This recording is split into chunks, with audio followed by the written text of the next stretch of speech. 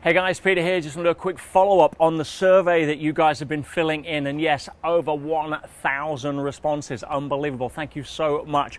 And as you recall from my last video, there was quite a common theme that was going through this, which really had its basis in being able to generate additional income streams or protect yourself financially, but also a lot of questions about how to spot different opportunities in the marketplace or what kind of selection criteria. Now, as you know, I've built over 27, I think, international businesses in my career, so I've all been in different industries, so I get approached a lot with different ideas every single week sometimes that people want me to look at or assess or invest in or what have you.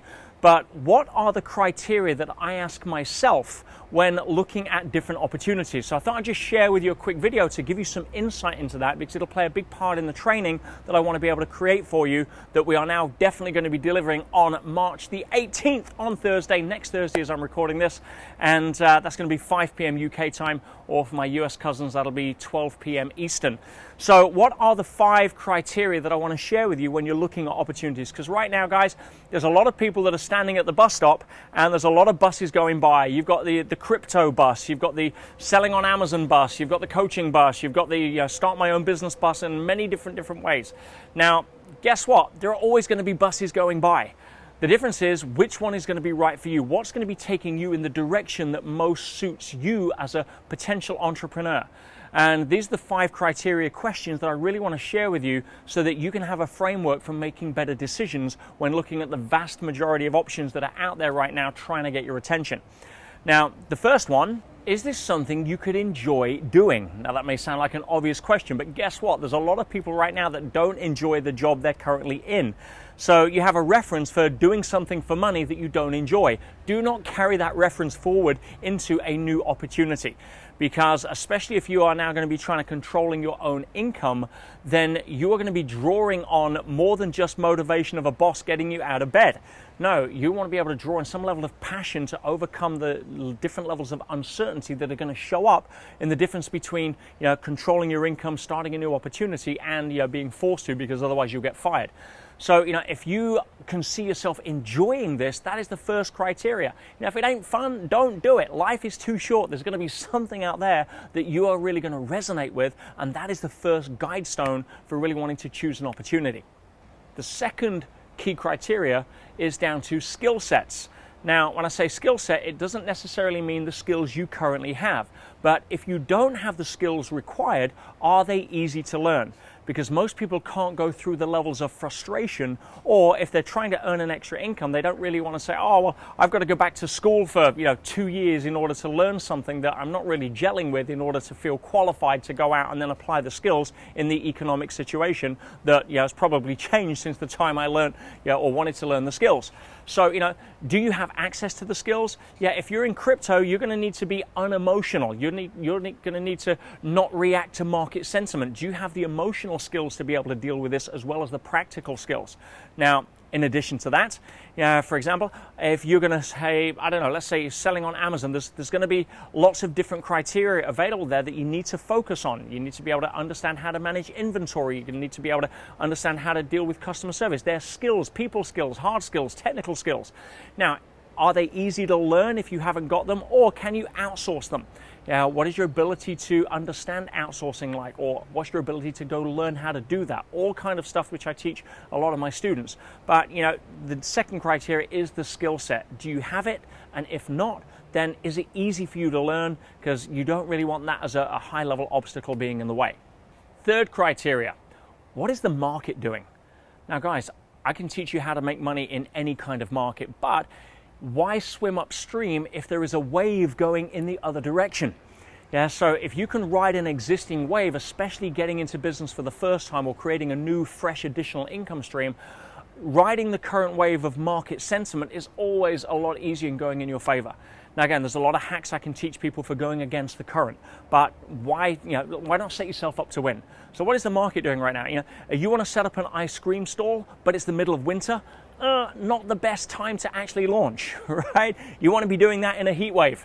You get my point. So understand, what is the market actually doing right now? Good opportunity here to highlight is travel. Travel is probably not the time to, or it's probably now's not the time to get into starting a travel business when most international travel is suffering. You get my point. The next question is, what is my financial commitment to this versus the upside?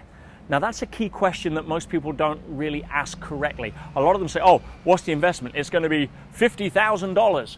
Well, yeah, I've got $50,000, but I don't want to risk it because, well, what if you were investing in something that gave you a 90% probability of generating $50,000 a month? Would that not be worth being able to get resourceful, find, beg, steal, borrow, acquire 50,000 somehow to put into something like that? Well, obviously, that's a whole different game. But if you're investing a few $1,000s into something, then what is the risk? What is the risk-reward ratio? That's what you really want to look at. Because it's not about the amount. Most people will happily invest $100,000, $200,000 into a Subway franchise or a McDonald's franchise because they know that they have a far higher percentage of being able to be paid back out over time, as opposed to investing that into, like I've done many times, into a crazy wild idea that probably should have stayed an idea when I was drunk, that then has cost me millions of dollars down the line. So have a look at what is the investment required, if there is an investment required, but don't just look at the number. Look at it versus the potential return on that investment and what is the risk profile of it. That'll give you a far calmer head with which to be able to assess whether this is worth investing in or not. And finally, I also then look at how many moving parts are required. If you're just trying to create an extra income stream right now because you're on furlough, or you've lost your job, or your economy, the business your economy is serving is through the floor right now, then the easiest path to victory is the one you really want to be looking for, with the other four criteria considered. And what does that look like? Well, if you're looking to start a business that has many different moving parts, it's going to be pulling your attention in many different places, whether that's dealing with staff or inventory, or being able to manage regulation, or whether it's down to technical aspects, or there's many different moving parts. When I set up one of my businesses in the early days, which was in mail order, there wasn't many moving parts. I ran some ads, I sent out some stuff, and I sold some books. But when I set up my chain of health clubs, with my co-founder Jan, he and I sat down, and just on one spreadsheet for opening a health club, there was like 270 different moving parts. So you can just imagine, from understanding the public liability insurance, to getting the building code, to organizing the equipment, to negotiating the leases, to hiring all of the staff, to grab the qualifications, just on and on and on. That's before you get to sales and marketing and memberships, and you get the idea. So, there's a lot of moving parts in some opportunities that are usually hidden behind the surface. So don't just look at the shiny objects and the promises and all the rest of it. Go through those 5 criteria, and that should give you a really good foundation for selecting which bus you may want to step onto to be able to take charge of your own income and be able to move forward in society in a way where you can then profit from any economy in any different aspect without having the government, your boss, the economy shut you down like it has done for so many people. Taking charge of your income and becoming an entrepreneur is fun. It's exciting. Yes, it can be scary, but that's part of the rides in the amusement park of life. It's not all, going down, holding on white knuckle. There's a lot of times where you've got some really good stuff happening too. So anyway, guys, just wanted to shoot that video because people have been asking, sending a lot of questions, especially on the survey about, how do I spot opportunities? Hope that was useful. And again, click on the live training, register for that. We are going out on Thursday the 18th, 5 p.m. UK time. I'm going to be folding all of this into an amazing hours training where I'm going to blow you away with giving you all of the stuff you need to be able to handle everything to turn 2021 into the year that you absolutely crush it. Love you guys. Thanks again, and I'll speak to you soon.